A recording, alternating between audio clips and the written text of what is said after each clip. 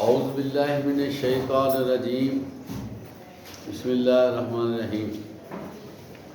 عزیز طلبہ، ہمارا مضامین اباؤٹ اسلام جاری و ساری ہے۔ ان مضامین میں ہمیں بہت ساری چیزیں زندگی گزارنے کے لیے حاصل ہو رہی ہیں، اور یہ کوئی مشکل کام نہیں ہے کہ بندہ کہے پتہ نہیں ان چیزوں کو اپنا کر میں دنیا سے لاگ تھلاک ہو جاؤں گا یا مجھے دنیا میں فائدہ نہیں رہے گا۔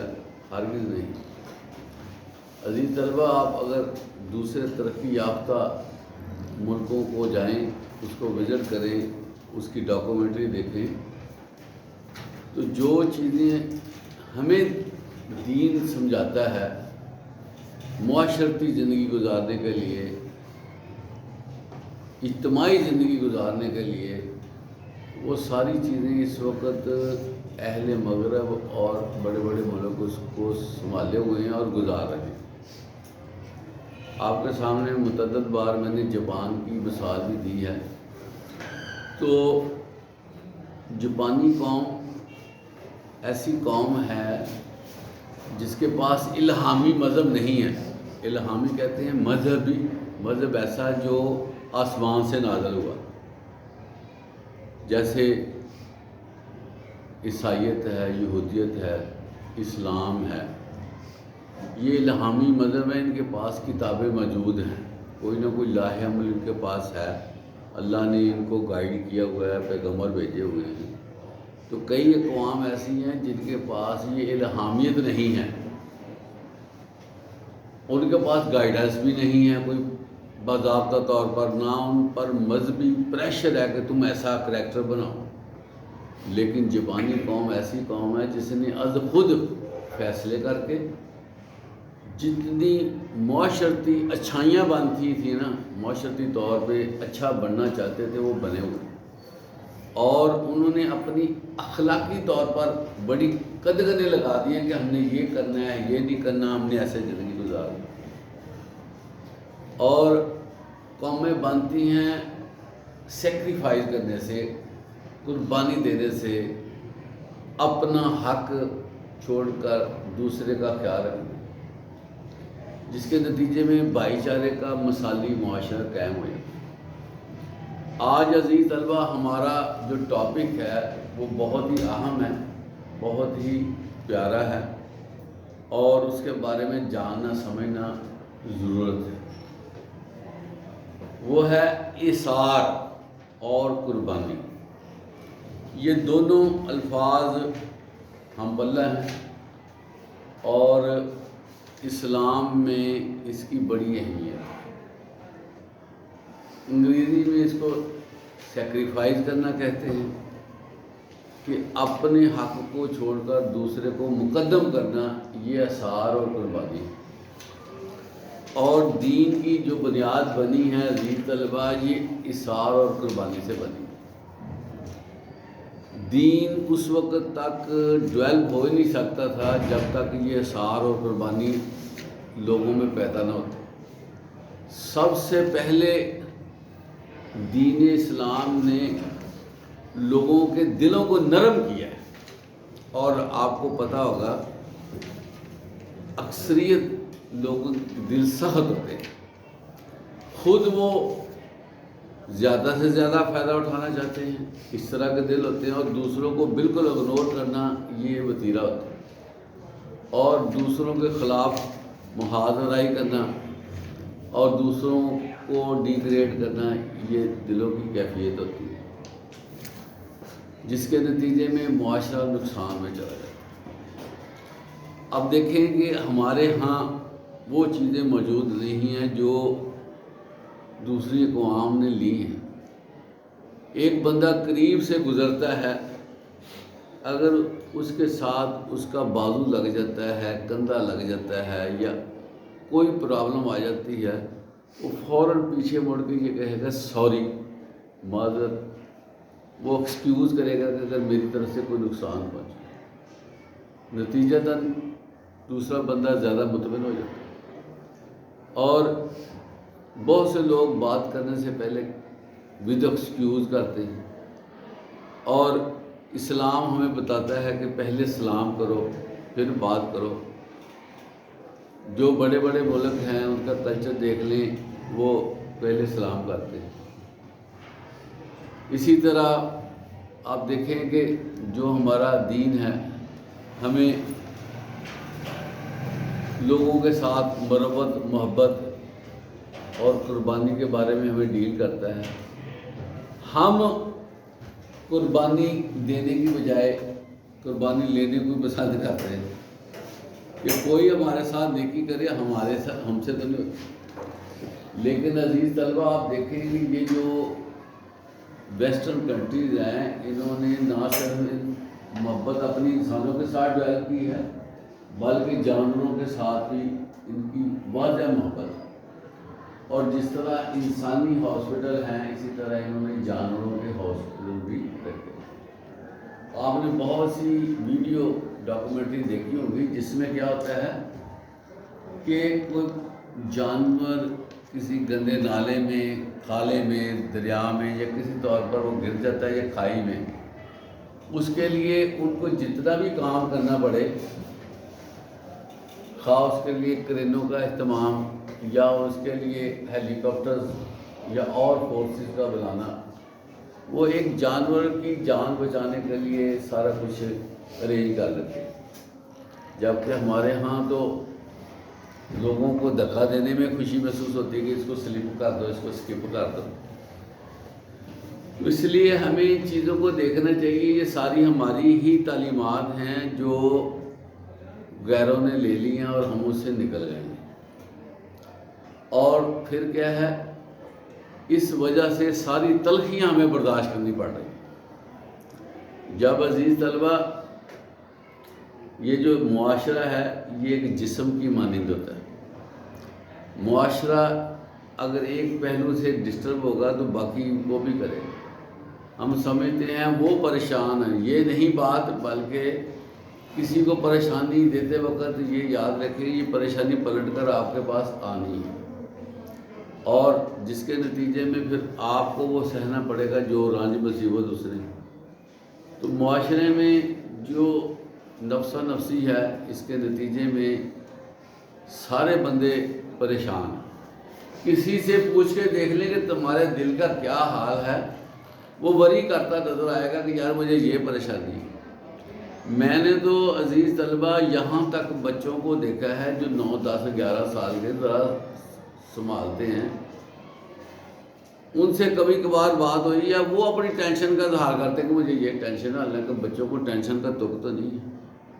طالب علمی زندگی میں کوئی بنتی بات کہ بندہ پریشان ہو، لیکن ہمارے تو بچوں کو بھی پریشانی آ گئی ہے، اور جس کے نتیجے میں ورکنگ متاثر ہو جاتی ہے، ہم نارمل نہیں رہتے۔ پڑھائی کے لیے اتنا نارمل ہونا ضروری ہے، لیکن ہمارے کنفیوژن ایسی ہے کہ بچہ ٹک کر بیٹھتا نہیں ہے، نقصان ہو رہا ہے۔ ہم بات کرتے ہیں کہ اللہ کے نبی نے ہمیں اس کے بارے میں کیا ٹیچ کیا ہے۔ آپ صلی اللہ علیہ وسلم خود نمونہ ایثار تھے، اور آپ نے آپ کی سیرت کو دیکھا ہوگا کہ کئی دنوں تک چولہا نہیں چلتا تھا، لیکن یہ حقیقت پر مبنی بات ہے کہ آپ صلی اللہ علیہ وسلم کے پاس جو چیزیں آتی آپ کے حصے کی، آپ صلی اللہ علیہ وسلم کو لٹا کر جو ہے وہ آرام کر۔ ایک دفعہ آپ صلی اللہ علیہ وسلم نے جماعت کرائی، نماز پڑھائی، تو خلاف معمول جلدی اٹھ کے چلے گئے۔ صحابہ کرام تھوڑا سا محسوس انہوں نے کیا کہ آپ صلی اللہ علیہ وسلم کا یہ عمل جو ہے وہ پہلے نہیں تھا، یہ کیوں کر ہوا۔ وہ اس چیز کے مشتاق ہوئے، کانشیس ہوئے۔ آپ صلی اللہ علیہ وسلم کچھ دیر کے بعد دوبارہ سے تشریف لے آئے، تو یہ سوال آپ صلی اللہ علیہ وسلم سے کیا گیا کہ یا رسول اللہ صلی اللہ علیہ وسلم، آپ کا یہ عمل خلاف معمول ہے، اس کی وجہ اگر آپ بتا دیں۔ دریافت کیا گیا، عرض کیا گیا۔ آپ علیہ الصلوۃ والسلام نے یہ فرمایا کہ مجھے یاد آیا کہ میرے پاس سونے کی ایک چھوٹی سی ڈلی پڑی ہوئی ہے، سونے کا کچھ حصہ پڑا ہوا ہے، اور میں فکر مند ہوا کہ یہ میرے پاس کیوں پڑا ہوا ہے، میں اس کو اللہ کی راہ میں دے کر آؤں۔ اور آپ صلی اللہ علیہ وسلم نے وہ بندہ ڈھونڈا اور اس کو دے کر واپس آ گئے۔ تو عزیز طلبہ، بڑے بڑے میسیج ملتے ہیں۔ آپ صلی اللہ علیہ وسلم کی زندگی ہمیں ساری احسار و قربانی کے حوالے سے ہے۔ آپ کو پتہ ہے کہ غزوہ خندق میں مسلمان ایک خندق کھود رہے تھے اور بھوک اور پیاس سے برا حال تھا۔ صحابہ کرام میں سے بعض آئے اور کہنے لگے یا رسول اللہ صلی اللہ علیہ وسلم، بھوک کی وجہ سے ہمارے پیٹ میں درد ہو رہا ہے اور ہم نے پتھر باندھا ہے اپنے پیٹ پہ تاکہ اس کو بوجھل محسوس ہو، کھانے پینے کے لیے کچھ نہیں۔ آپ صلی اللہ علیہ وسلم نے ان کو بتایا کہ صحابہ، تم نے ایک پتھر باندھا ہے، میں نے 2 پتھر باندھے ہوئے۔ اور آپ صلی اللہ علیہ وسلم نے کبھی پیٹ بھر کر کھانا نہیں کھایا، اور سب سے جو سوکھا ہلکا پھلکا انداز تھا وہ زندگی کا اپنایا، اور ایک عام سطحی کا بندہ، عام بندہ جو لیول میں معاشرے میں نیچے ہوتا ہے، آپ نے اس طرح کی زندگی گزاری اور لوگوں کی بھرپور مدد کی۔ حضرت خدیجہ الکبریٰ رضی اللہ عنہا، آپ سے شادی ہوئی۔ حضرت خدیجہ مکہ کی مالدار خاتون تھی، رئیس زادی تھی، اپنا نیٹ ورک تھا، تجارت تھی، پورا مکہ جانتا تھا، اور بین الاقوامی تجارت تھی، انٹرنیشنل امپورٹ ایکسپورٹ کا کام تھا حضرت خدیجہ رضی اللہ عنہا۔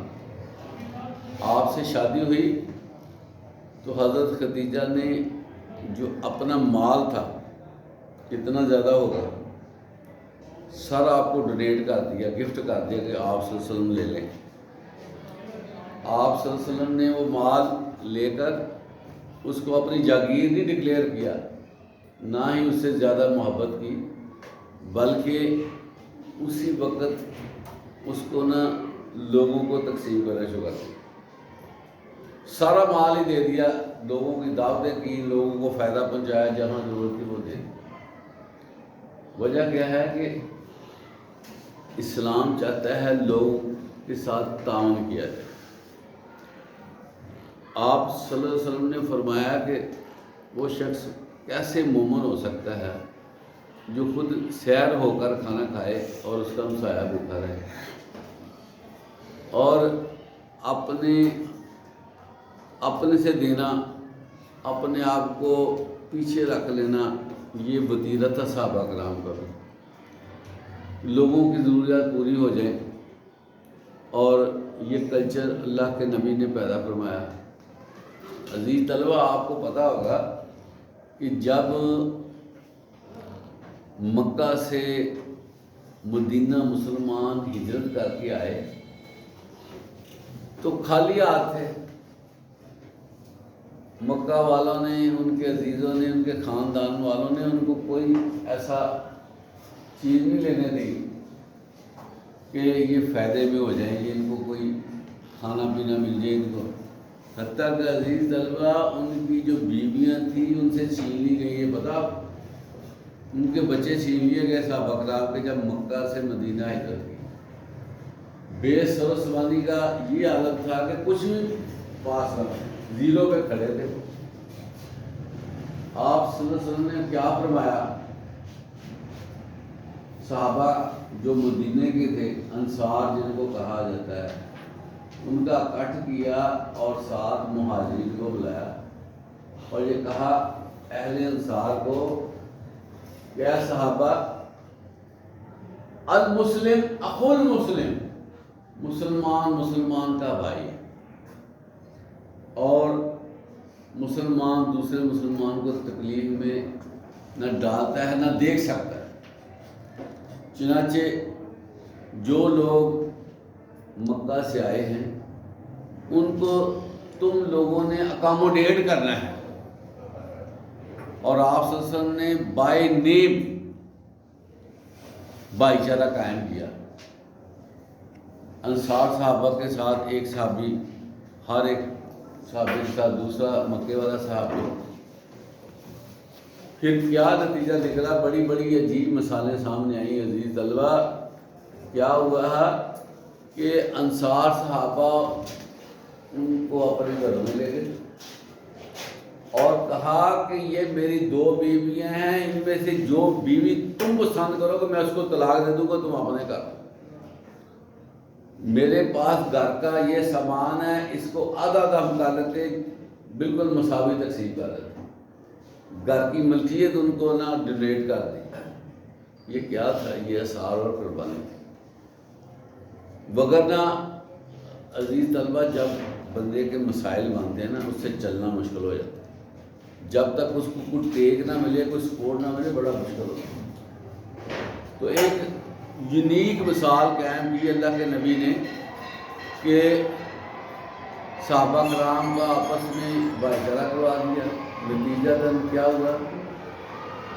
مدینے میں خوشحالی آنا شروع ہو گئی اور ایک اچھا ریلیشن شپ ڈیولپ ہو گئی، ایک اچھا معاشرہ قائم ہو گیا اور لوگ جو ہیں وہ اچھے طریقے سے رہنا شروع ہو گئے.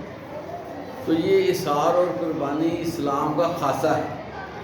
ہم لوگوں نے سمجھ لیا ہے کہ وہ بیگانہ ہے اور ہم جو ہیں وہ اور ہیں. حدیث مبارکہ عزیز طلبہ سنیں ذرا. آپ علیہ الصلوۃ والسلام نے پتہ کیا فرمایا کہ جو مسلمان اپنے دوسرے مسلمان کی مدد کو رہتا ہے، اللہ تعالیٰ اس بندے کی مدد کو رہتے ہیں. اندازہ کرتے ہیں.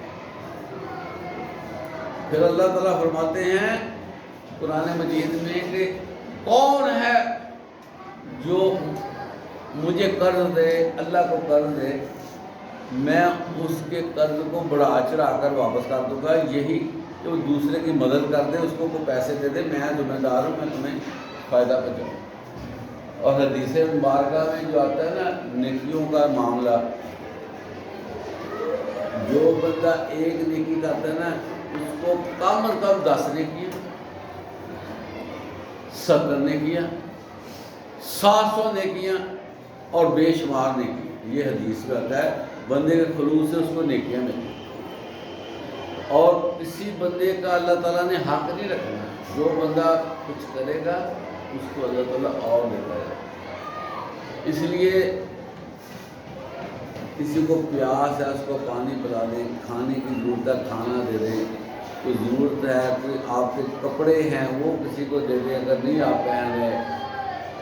بڑی درجہ بندی ہے ہماری سوسائٹی میں، بڑے درجے. آپ کو پتہ ہی ہے کہ غریب کئی درجے بن گئے ہیں. تو ہر بندے کو ہر چیز کی ضرورت ہے. تو ہر بندہ اگر اپنے طور پہ کچھ تھوڑا تھوڑا کرنا شروع کر دے نا، تھوڑا تھوڑا، یقین کریں پھر بھی یہ مسائل ختم ہو. ایک مثال آپ کو میں دیتا ہوں، یہ ویسے کرنا چاہیے. آپ جو ہے نا وہ باہر سے گھر کو جا رہے ہیں، ایک بندہ آپ کو نظر آتا ہے وہ کوئی چیز بیچ رہا ہے، خانچہ فروش ہے کوئی چیزیں. آپ اس کو کہیں یار ذرا ٹھہر کر گھر جائیں، اس کو پانی پلا دیں لا کر. اگر گھر میں کوئی وسیلہ ہے کوئی چیز ہے تو آپ اس کو چائے بنا کے دیں. اگر گھر میں کھانا پک رہا ہے تو یار تو ٹھہرو میں تمہیں کھانا کھلا دیتا ہوں. کیا اتنا ہم نہیں کر سکتے؟ کتنے لوگ آتے جاتے ہیں، پتہ نہیں کہاں کہاں سے مزدوری کرنے کے لیے آتے ہیں. ان کی چپل دیکھ لیں آپ، چپلیں بھی نہیں ان کی پوری ہوتی. ان کے کپڑوں کا انداز دیکھ لیں. تو جتنے بندے مزدوری کرتے ہیں نا وہ اندر سے کھوکھلے ہوتے ہیں. بہت مشکل گزارا ہوتا ہے. حتیٰ کہ ایک بندہ کہتا ہے کہ میرا گزارا ہو رہا ہے، لیکن جب میرے بجلی کا بل آتا ہے میری نا رات کی نیند ختم ہو جاتی ہے. ایک بجلی کا بل نیند ختم کر دیتا ہے. آپ اندازہ کریں. تو ایسے لوگوں کی مدد کرنا، ان سے محبت کرنا، ان کو اپنے سے تھوڑا سا دے دینا، اس میں کوئی مسئلہ نہیں ہے. بندے کا کچھ نہیں فرق پڑتا، لیکن دوسرے کی چیز اس کو فائدہ ہو جاتا ہے. تو ان چیزوں کے بارے میں ہمیں کانشیس رہنا چاہیے اور ہر وقت قربانی کا جذبہ رکھنا چاہیے. قربانی کا جذبہ یہ بھی عزیز طلبہ بات سن لیں، اگر آپ کو کوئی بندہ ایسی بات کرتا ہے جو آپ کے لیے پسندیدہ نہیں ہے، یا آپ کو صحیح نہیں لگی، غلطی اس نے کی ہے، انسلٹ ہو گئی ہے، اس کو بھی برداشت کر لیجیے، بھی آپ کی قربانی ہے، یہ بھی اظہار ہے. ہمارے یہاں دیکھنے میں ہے کہ ہم نے جی بدلہ لینا ہے، ہم نے جی بات پوری کر کے سانس لینی ہے، ہم نے جی ایسے کر دینا ہے، اس نے یہ کیوں کہا. اور بھائی چھوڑو ان چیزوں کو. شیطان تو اسی کام میں لگا ہوا ہے نا کہ تمہیں رگڑا لگائے، تمہیں ذلیل کرے، تمہیں جو ہے نا آپس میں لڑاتا بڑھاتا رہے. تو جب برداشت کرو گے اللہ تعالیٰ برکتیں ڈال دے گا. تو اللہ تعالیٰ ہمیں اس فلسفے کو سمجھنے کی توفیق عطا فرمائے. وآخر دعوانا الحمدللہ رب العالمین.